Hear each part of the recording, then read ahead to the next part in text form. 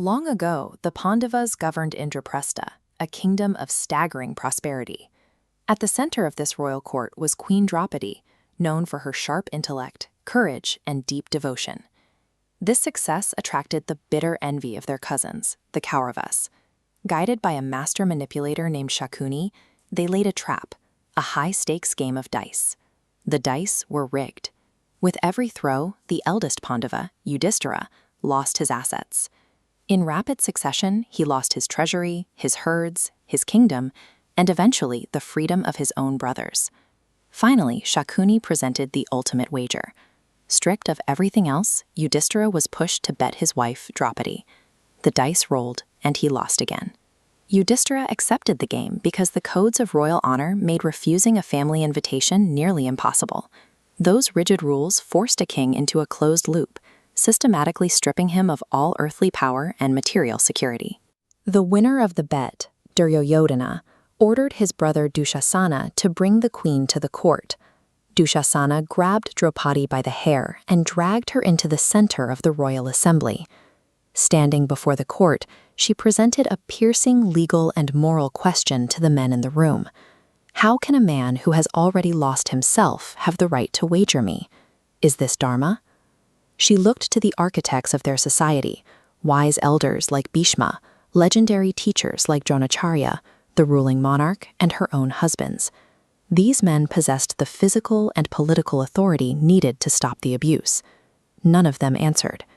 The court sat in silence, paralyzed by a mix of political fear, personal attachment, and absolute adherence to the rules of a rigged game. When the pillars of law, state, and family crumble under technicalities, the individual is left completely isolated.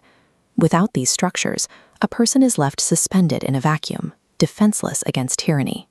Emboldened by this silence, Duryodhana issued a horrifying command: disrobe the queen in front of the entire assembly. Dushasana lunged forward. Draupadi reacted with desperate physical resistance, gripping her clothing tightly with both hands and trying to fight him off. In this moment, she was still relying on her own agency. She believed her own physical strength, or perhaps a last-minute intervention from her husband's, could still save her. But Dushasana was a brutal warrior, and the assembly remained frozen. Against systemic, overpowering malice, human effort eventually reaches its absolute limit. Realizing no human force would save her, Draupadi reached the turning point of the story. She stopped fighting. She released her grip on the fabric and raised both hands toward the heavens. By letting go of her own clothes, she abandoned her reliance on human strength. She called out to Lord Krishna, moving into a state of total, unconditional surrender. The response was immediate. As Dushasana violently yanked at her sari, the fabric did not end. More cloth continuously appeared, regenerating as fast as it was pulled. The intervention defied physics. Mountains of silk began to flood the royal court, cascading across the stone floor and dwarfing the men standing around her. Dushasana kept pulling until his arms shook. He pulled until sweat poured from his body, and finally he collapsed onto the floor from sheer exhaustion. Dushasana was fueled by a finite physical force. The source of the fabric was not. No matter how much effort he applied, he was attempting to exhaust a resource that was infinite. A stunned silence washed over the assembly. The blind king Dhritarashtra was gripped by terror, realizing that the sin committed in his court had invited divine wrath. Desperate to avert disaster, the king spoke gently to Draupadi, begging for her forgiveness and offering her any boons she desired. She did not ask for wealth or the execution of her attackers. Instead, she calmly requested only the freedom of her husbands. Her composure and refusal to lash out left the assembly stunned.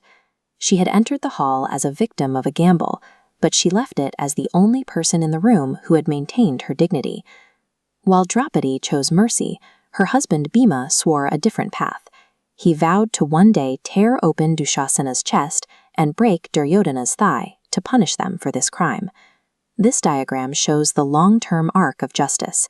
Those specific vows acted as the catalyst that would lead to the devastating Kurukshetra war years later. Justice in the royal court was delayed by political failure, but its eventual execution on the battlefield was absolute.